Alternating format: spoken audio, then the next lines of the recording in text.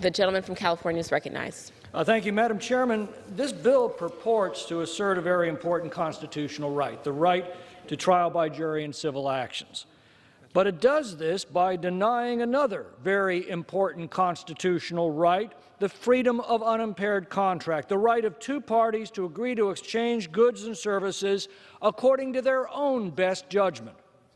Now, because of the excesses and expenses and uncertainties that have plagued our civil courts, many consumers and producers and many employees and employers find it mutually advantageous to waive their right to civil jury trials and any disputes between them in favor of simpler, cheaper, and faster arbitration.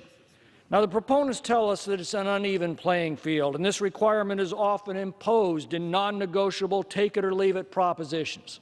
Well, first of all, this isn't exactly true. Every employee and every consumer, no matter how weak and vulnerable, has an absolute defense against a bad agreement. It's the word no.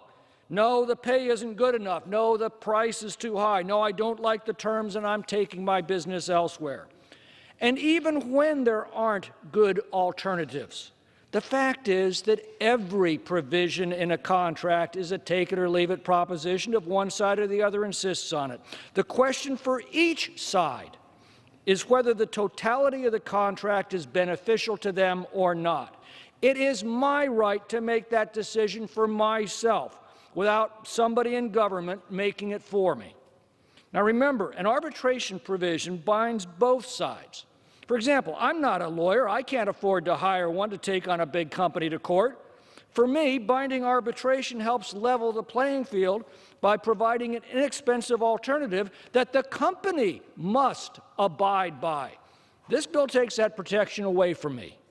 According to the U.S. Chamber of Commerce, through arbitration, employees prevail 3 times more often, recover twice as much money, and resolve their claims more quickly than if they went through the civil courts and litigation. And in most cases, the employer pays the entire cost of arbitration.